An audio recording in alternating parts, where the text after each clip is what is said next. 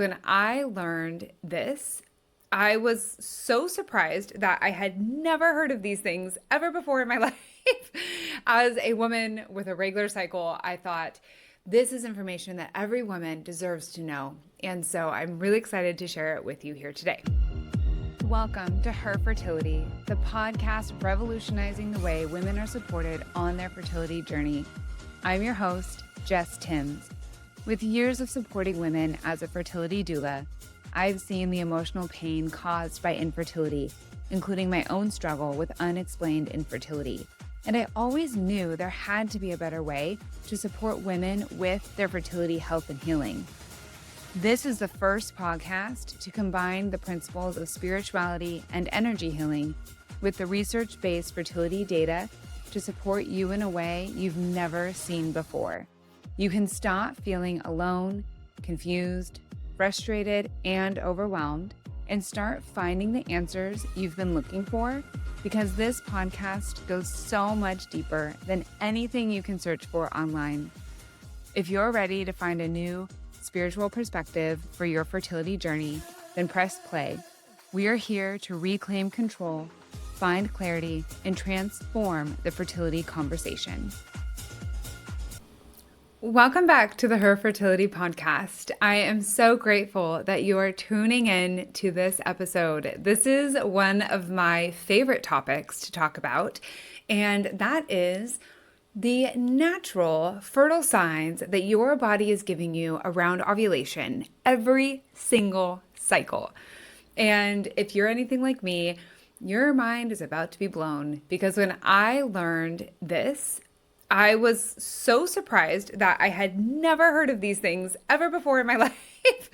As a woman with a regular cycle, I thought this is information that every woman deserves to know. And so I'm really excited to share it with you here today.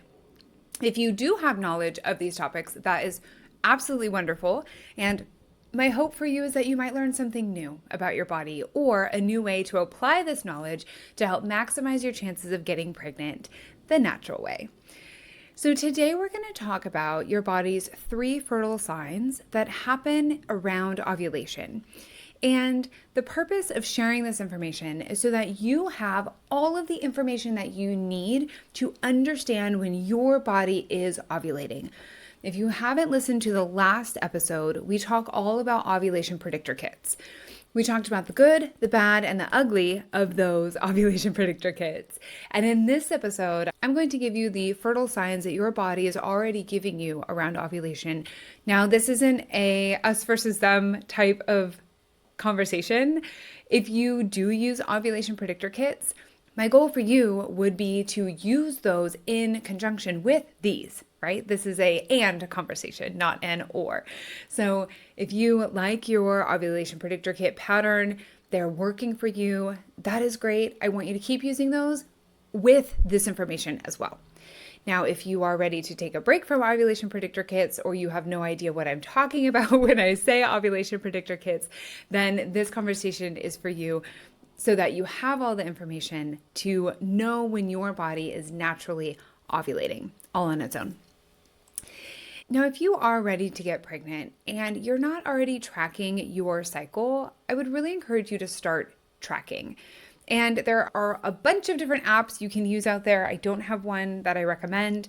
I instead am more old school, and I have a cycle tracker that is a printable document. Whether you print it out or use it electronically, this form for me works best, and it tracks these 3 fertile signs. Now, if you are ready to get pregnant, then ovulation will likely become a focus for you, because it is the only time in your cycle that you can conceive. Ovulation is when the egg is released from the ovary to join with sperm for conception. The problem is, in our species as humans, we don't have a lot of signals that ovulation is happening. Up until I started researching getting pregnant, I had really no idea about ovulation. I don't remember learning about ovulation in school, and no one in my life really talked to me about ovulation at any point. And so it was kind of this learning curve I had to go through. And if you're anything like me, I felt a little frustrated not knowing more information about my beautiful female body. Now, you may have heard of FAM, or the Fertility Awareness Method, or natural family planning, or natural cycles, or there's all kinds of ways in which we talk about these fertile signs. But for me, I like to say that they are your body's 3 fertile signs. They are subtle hints for you to understand when ovulation is happening in your body. And those 3 signs are basal body temperature, cervical fluid, and cervix position. Now, you may have heard of one of them, all of them, or none of them. Either way, we're just going to break them down. So the one that gets the most attention is basal body temperature. You may have seen it abbreviated as BBT for short. And essentially, basal body temperature is your body's temperature when at rest. And the really interesting thing about your resting temperature is after ovulation occurs, your body's temperature rises just about a degree or half a degree and stays warmer until the end of your cycle. It's a fascinating thing that the female body does, and researchers have different theories as to the why. The theory that I agree with the most is that the body is warming up to nurture the possibility of an embryo being created in the body. So to use basal body temperature to track your ovulation, it does mean that you need to take your temperature every day during your cycle so that you know what your temperature is. And this is where you may have seen the different devices out there that will do this for you. So yes, you could take your own temperature every day, or there's different rings and wearables and trackers that will do it for you and track your basal body temperature. Now, in addition to basal body temperature, your cervical fluid also changes around ovulation. So also known as cervical mucus, cervical fluid is created in the vagina to support sperm's movement past the cervix into the fallopian tubes to fertilize an egg. Without a conduit, sperm cannot get past the cervix and up through to fertilize an egg. So sperm really relies on fertile quality cervical fluid in order to conceive. And the interesting thing is, when you start to track your cervical fluid pattern, you'll start to see a change in the quality of cervical fluid. The basic pattern that we like to see in a fertile woman is after your period, there's a little bit of dry, meaning no cervical fluid after your period. After that, it becomes sticky or flaky in quality. Then as you approach ovulation, the cervical fluid changes to be more creamy in texture. And then during ovulation, it's what we call egg white because it looks just like an egg white or aloe vera in its clear aloe vera form.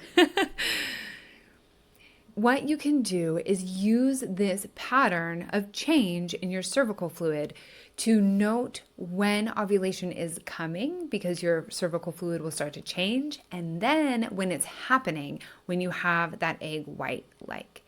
And it's the beautiful body's intuitive way of welcoming sperm in to fertilize the egg. Outside of ovulation and the ovulation window, there is no cervical fluid present really at all. This is also where the idea of a fertile window comes from.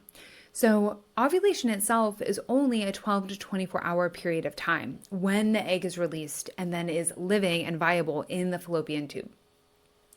But you may have heard that you have a fertile window of up to 5 days.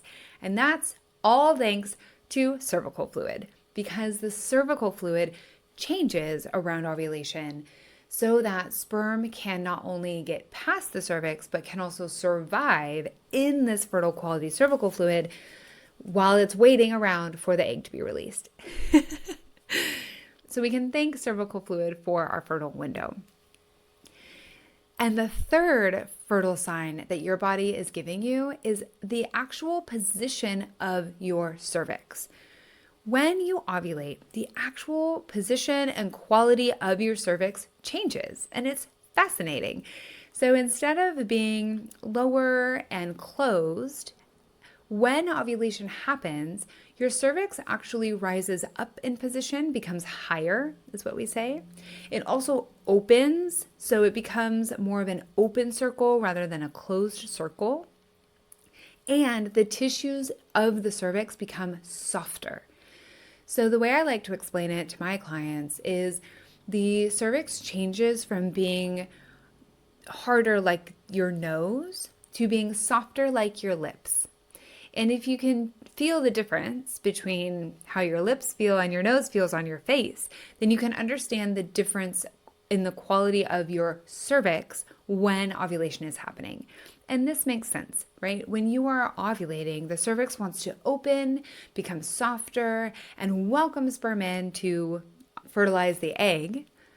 It is so fascinating. I love that about the female body. And so with these three fertile signs, the basal body temperature, the cervical fluid, and the cervix position, you can use these as indicators to when ovulation is happening in your body, all without ovulation predictor kits or in conjunction with ovulation predictor kits, right? These are just more pieces of data that you can use for your body. And the only way you'll know these for you is to start tracking them. Now, this is kind of counterculture. There's not a lot of talk out there about these three fertile signs. And if there is, sometimes it feels a little granola, I'll be honest. But the reason is these are completely free ways that your body is telling you when you ovulate. So there's no money behind it. There's no marketing behind it. And it's not something that we really welcome in our culture because we're not very open about the amazing female body. But here at the Her Fertility podcast, we are very open about the female body. And I encourage you to track these fertile signs. Use that free tracking chart from my website and start to track your signs. What it is going to give you is a very beautiful understanding about your cycle, about what's happening in your body, and you'll get to know her more, which is so empowering, especially as you're entering into a time where you're welcoming in pregnancy, and then you're going to be pregnant and you're going to have a postpartum body. You're going to get to know your body in such a beautiful way, and it is so empowering to understand what's happening in your body without the use of outside tools. So I really encourage you to start tracking today. And as questions pop up, please send them my way. And I can't wait to bring you more in the next episode on this little series of ovulation in the Her Fertility podcast. Thank you so much for listening to this episode of the Her Fertility podcast. In a sea of big name podcasts, your support means the world to me. If you enjoyed the show, I would so appreciate your support by leaving a review on Apple Podcasts, Spotify, or YouTube, wherever you listen, to help me reach as many women as possible. You can also share this episode with a friend. Sharing the podcast is the best way to help it grow and build a community to support you on your fertility journey.